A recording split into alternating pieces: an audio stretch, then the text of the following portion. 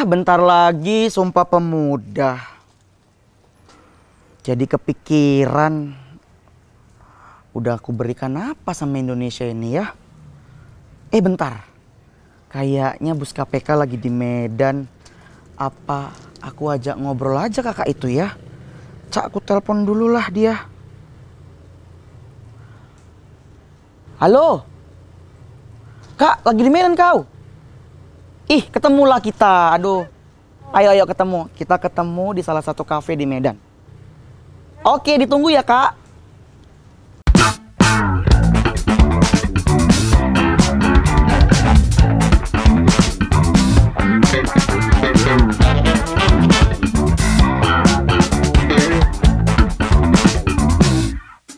Halo Mbak Kristalin, apa kabar Mbak Kris? Baik banget. Farah, apa kabar Farah? Alhamdulillah baik.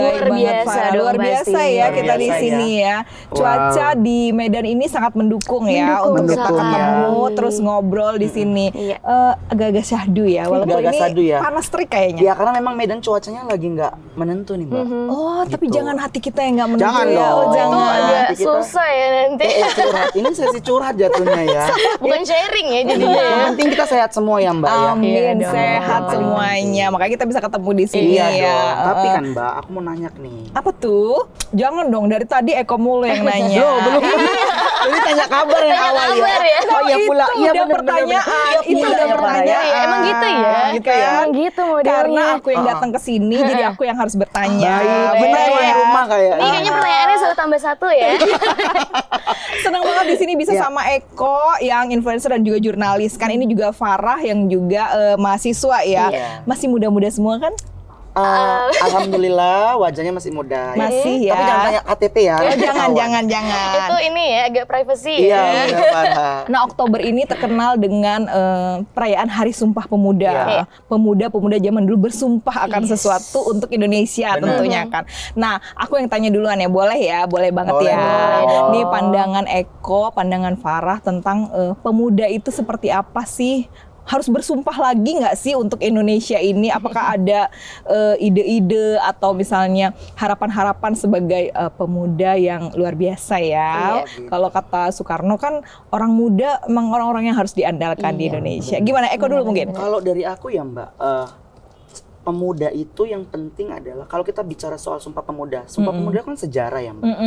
Kalau kita bicara sejarah adalah sebuah bentuk kontinuitas yang ada dari zaman dulu hingga zaman sekarang. Artinya kita sebagai pemuda, kalau kita menjadi seorang bangsa yang baik, kita harus bisa menjaga dan mengenal sejarah itu sendiri. Untuk apa? Untuk mengenal jati diri bangsa. Kalau udah kenal sejarah, berarti kita kenal sama jati diri bangsa.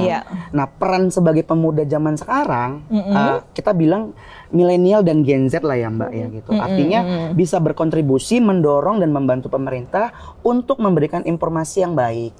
Contohnya ya hari ini gitu.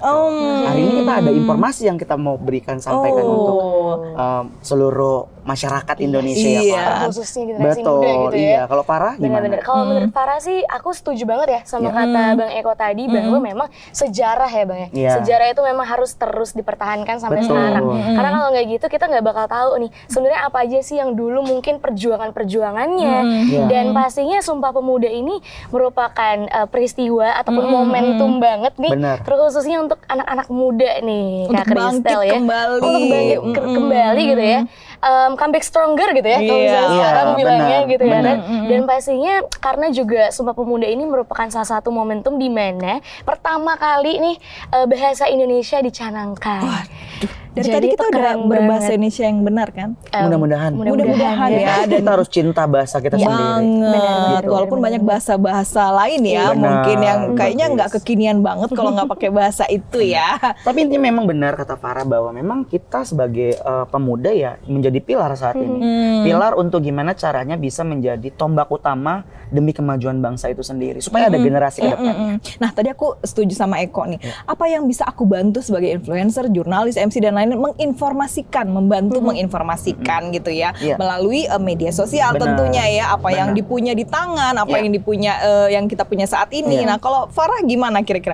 Pernah nggak sih menginformasikan apa yang mengedukasi gitu mungkin yang lain, yang menginspirasi, boleh diceritain nggak? Oke, pasti pernah ya kayak karena kan aku juga duta nih. Dulu aku pernah, aku dulu pernah ikut duta bahasa juga waktu SMA nih pelajar. Pantesan ngomongnya soal bahasa Indonesia yang benar. Kira-kira apa yang bisa diedukasi? Kalau misalnya salah-salah berbahasa Indonesia nih. Kalau dulu mungkin nih lebih ke apa ya, meningkatkan kesadaran sih lebih tepatnya ya. Apalagi kan sekarang kalau anak-anak muda nih seumur-umuran Farah, Bang Eko, itu lebih kayak sukanya informasi yang gampang gitu diterima gitu ya, yang nggak kaku lah, nggak yang kayak terlalu berat gitu ya Bang ya. Jadi lebih ke situ sih Kak, karena kan aku juga buat konten-konten selain nggak influence juga aku biasanya kasih tips nih. Biasanya mereka kayak minta tips-tips gimana sih Farah kalau misalnya mau bisa nge-influence gitu, gimana sih caranya kalau bisa aktif gitu-gitu kan biasanya.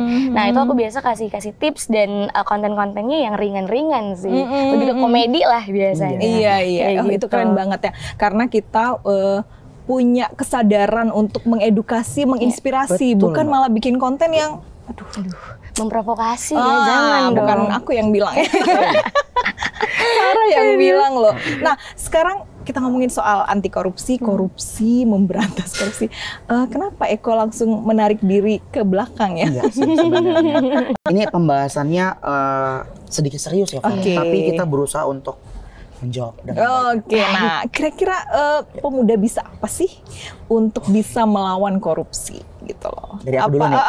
Eko gimana kira-kira? Kalau dari aku sih ya Mbak, kita sebagai pemuda, peran apa yang harus kita lakukan untuk membantu memberantas korupsi? Yang pertama, kita bersosial media. Saya, Farah adalah seorang penggiat sosial media di Medan. Lingkup kecilnya adalah daerah dulu nih gitu. Kontribusi apa yang bisa kita kasih daerah ya? Membantu pemerintah gimana caranya kita bisa mempromosikan bahwa korupsi itu bukan perbuatan yang baik. Bukan yang baik ya. Betul.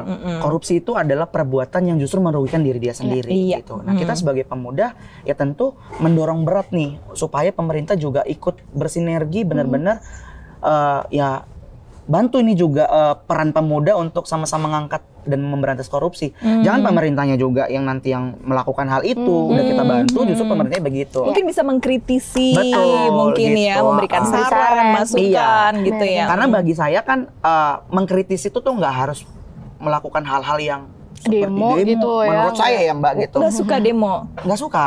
Ya aku bilang nggak suka. Aku sukanya lebih kayak membaca dulu, menelaah apa kasusnya, baru aku ngomong. Nggak elegan ya, iya, karena itu tadi mengkritisinya. manfaat sosial media itu sangat jauh lebih baik sekarang ini. Berarti dengan sosial media sebenarnya bisa lebih impactful ya, lebih berdampak gitu untuk orang banyak ya ininya ya, informasi-informasi di situ ya mungkin saling mengingatkan. Nah, kalau Farah sendiri gimana? Sama sih sebenarnya ya, setuju juga sama Bang Eko bahwa memang sekarang zamannya digitalisasi ya kayak. Jadi memang semuanya itu lebih ke media sosial, konten gitu ya. Kalau apa-apa sekarang, aduh konten dong, dikontenin gitu ya kan. Apa-apa konten gitu, hidupnya kayaknya untuk konten doang nih. Tapi memang justru itu nih, justru dari konten-konten yang kita buat, video-video ataupun edukasi-edukasi yang kita buat di media sosial, dari situ ternyata memang sangat amat impactful gitu ya, sangat berdampak nih untuk generasi muda sekarang nih, khususnya teman-teman seumuran aku. Nah, mungkin kalau untuk anti korupsinya sendiri nih ya kan Kak, lebih ke kalau Roadshow Bus KPK kan juga ada nih film-film edukasi tentang anti korupsi, terus juga lebih ke pengetahuan sebenarnya apa sih kategori dari si korupsi ini, apakah hanya dengan penyalahgunaan wewenang saja kah gitu, soal duit kah atau ada yang lain ternyata hanya gitu ya? Pemerintah saja yang bisa korupsi atau justru kita juga secara tidak sadar nih melakukan bentuk-bentuk dari korupsi itu sendiri gitu kan. Ini menarik nih, misalnya mahasiswa kira-kira apa ya bentuk-bentuk korupsi itu ya? Benar, jadi memang tepat sesuai dengan tadi yang Farah bilang bahwa memang kan ini ada roadshow di Medan gitu. Iya, benar. Kenapa aku ngajak ketemu Mbak Kristen ya karena yang pertama aku udah rindu, nggak ada lama nggak ketemu. Yang kedua, ini kesempatan aku langsung bertanya nih. Mau bertanya apa? Tanya apa? Silakan ya. Benar. Dan karena aku udah sempet search juga di beberapa sosial media, salah satunya akun official KPK sendiri bahwa ini event udah berlangsung di berbagai kota dan sukses Farah. Ini yang paling penting. Makanya tadi aku ngajak langsung ketemu. Harus ketemu dong. Iya. Kira-kira apa yang mau ditanya apa? Ini nih, aku mau nanya nih. Tadi kan Mbak Kris udah nanya kita nih. Sekarang gantian aku yang nanya.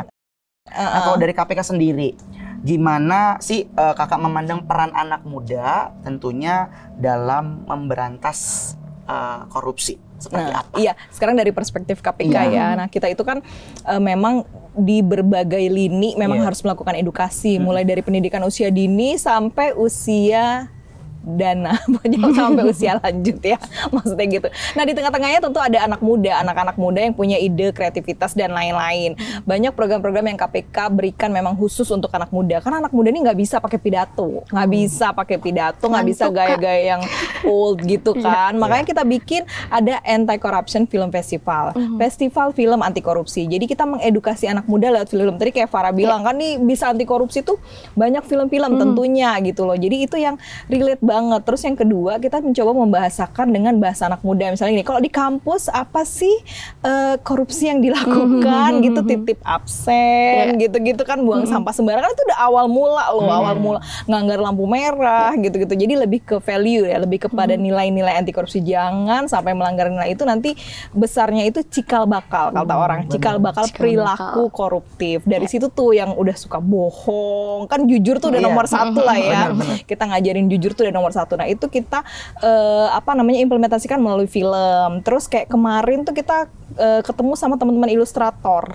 Jadi kita sedang melakukan berbagai macam cara bagaimana membahasakan pemberantasan korupsi atau kinerja KPK itu dalam bahasa yang sangat mudah dicerna, dengan gambar-gambar yang bagus gitu, dengan grafis dan lain-lain, sehingga anak muda tuh tertarik untuk tahu ngapain aja sih KPK, nangkepin orang aja nggak sih, OTT aja nggak sih, oh ternyata banyak bikin kegiatan yang lucu-lucu misalnya, yang seperti roadshow bis gitu, sosialisasi, edukasi dan lain-lainnya. Bahkan di anak usia dini itu kan banyak sekarang anak-anak sekarang itu yang menggunakan medsos untuk bisa ngedongeng dan lain-lain. Kami tuh menyediakan buku-bukunya, buku-buku dongeng, cerita-cerita anti korupsi, komik, banyak lah pokoknya yang kita support ya untuk teman-teman bisa berkontribusi. Nah, makanya untuk teman-teman itu kita pengen banget nih teman-teman influencer khususnya di Medan itu berpartisipasi dan berkontribusi. Di sini juga banyak sekali sebenarnya program-program yang kita lakukan untuk anak muda. Apalagi yang mau tanya ini? Tapi Mbak Kris, apa sih yang bisa dilakukan untuk kita artinya benar-benar fokus untuk memberantas korupsi ini sendiri? Ya itu tadi dari diri sendiri dulu mungkin ya, lingkungan gitu-gitu dan lain-lain. Tapi kan orang kan cuma bilang, ih kok kayak malaikat banget, nggak bisa ngapa-ngapain, gitu ya. Nggak gitu-gitu juga sih. Yang penting tidak melakukan kesalahan dan ikut dalam berbagai programnya KPK.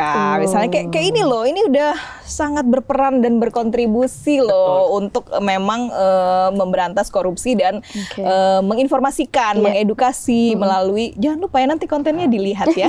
Tapi berterima kasih banget nih, aku pribadi ya, mungkin Farah juga berterima kasih banget dari banyaknya rekan-rekan influencer atau penggiat sosial media di Medan, kita di sini bisa dihadirkan, bisa ngobrol-ngobrol langsung sama KPK, ini apresiasi besar, benar. Karena kita bicara soal KPK ini kan pasti orang mikirnya, aduh ada rasa ketakutan, kontennya pasti serius terus. Tapi dengan event dari roadshow bus KPK ini justru eventnya sungguh soft dan benar-benar mengajak ngajak anak-anak milenial itu untuk tahu bahwasanya kita sebagai pemuda harus bisa bantu KPK.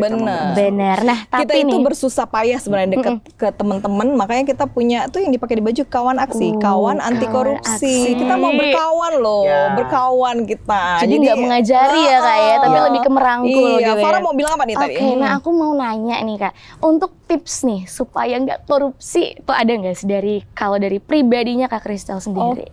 Agak susah sebenarnya, apalagi keringetan. Aku keringetan banget loh sebenarnya ini di sini. Medan luar biasa loh sambutannya terhadap kami. Baru doanya didengar, langsung ada angin ya. Di kamera kami diterpangin. Iya, tips-tipsnya yang pasti ya tadi itu untuk bisa disiplin terhadap diri sendiri. Setuju banget tadi kalau katanya Eko, kerja keras dong gitu, tidak akan mengkhianati ya hasil gitu loh, apa yang kita lakukan tidak akan dan yang pasti semua yang berkah katanya, yang tidak macam-macam itu siapa tahu tidak akan berdampak buruk lah terhadap generasi, terhadap misalnya keluarga dan lain-lain gitu loh, segala sesuatu yang halal intinya. Ya dari mahasiswa misalnya kalau kerja kelompok ya kerja kelompok gitu loh. Jangan dia ngemil ya, temennya ngerjain gitu loh. Atau misalnya bayar pajak, udah bayar pajak? Udah bayar pajak. Gitu. Disiplin waktu, apalagi MC harus disiplin waktu. Itu udah nilai banget value anti korupsi. Orang yang disiplin biasanya nggak suka tuh kalau ya ada yang aneh-aneh gitu kan, misalnya lampu merah ya tungguin sampai hijau gitu-gitulah. Maksudnya tips-tipsnya itu memang lebih ke 9 nilai tadi sih. Kalau gitu sudah kita terapkan saja di dalam kehidupan kita, pasti kita akan menjadi orang yang tidak permisif terhadap hal-hal yang tidak benar gitu loh. Yang pasti kalau anak muda itu ya harus bisa kritis ya. Jangan diem aja, bersuara, apalagi para influencer yang centang warna-warni. Warna-warni ya. Silahkan speak up. Aduh, makin banyak ya keringatnya. Oke, silahkan. Berarti memang bener ya, aku setuju banget ya sama. Nah, apalagi nih kalau dari Farah sendiri tipsnya apa nih kira-kira untuk anak muda untuk nggak korupsi? Oke, kalau dari Farah sendiri sih selain dari memang kita harus introspeksi ya lebih tepatnya ya, kayak misalnya ngelihat dulu nih apakah diri sendiri udah menerapkan nih nilai-nilai anti korupsi itu ya kan. Nah, selain itu mungkin bisa nih dengan bergaul kayak tadi kata Kak Kristal bahwa lingkungan sangat amat mempengaruhi ya. Karena setuju banget, selain memang dari pendidikan sejak dini itu kan orang tua ya, terutama ibu ya. Pertamanya adalah itu kan membentuk karakter sekali. Nah, selain itu mungkin untuk teman-teman nih mungkin yang seumuran aku mungkin bisa nih kayak misalnya kita berteman ataupun bergabung bersosialisasi sama komunitas. Bikin komunitas berarti ya. Bener, yang memang tujuannya dan arahnya visi misinya tuh jelas gitu. Maksudnya yang nggak yang kayak nongkrong sana sini, yang memang ada manfaatkan tujuan, waktu dengan baik manfaatkan waktu dengan baik karena kan muda tuh cuma sekali. Ya kan? Luar biasa. Kalau kata orang-orang dewasa gitu. Bener. Tua juga cuma sekali sih sebenarnya. Benar kata Farah. Nah, Eko gimana? Kalau dari aku sih sederhana ya. Kita tuh dilahirkan dari agama yang sangat kuat dari masing-masing kepercayaan kita. Benar. Dalam agama kita selalu mengajarkan bahwa yang bukan hakmu jangan ambil. Sederhana. Luar biasa. Nah, kita nggak boleh korupsi. Tajam banget ya. Eko 2023 lagi. Eko 2023 lagi. Biasa. Aduh, aku seneng banget loh, tapi mohon maaf udah dari tadi harus orang sibuk gitu emang Bang bukan Eko. sih, bisnya nggak ada supirnya. Nanti kelamaan gitu parkir dong. susah. Soalnya gede bisnya ya. Jangan lupa ditunggu loh di bis kita untuk kegiatan-kegiatan selanjutnya di Medan. Pantengin terus media sosial kita dan pantengin medsosnya mereka berdua yang akan banyak menginformasikan kegiatan-kegiatan KPK di Medan. Aku pamit dulu. Terima kasih Mbak Ris, Terima makasih kasih, banyak Mbak loh ya. Eko. Nanti kita main ke bus KPK. Iya, langsung. Siap. Terima kasih. Terima kasih Mbak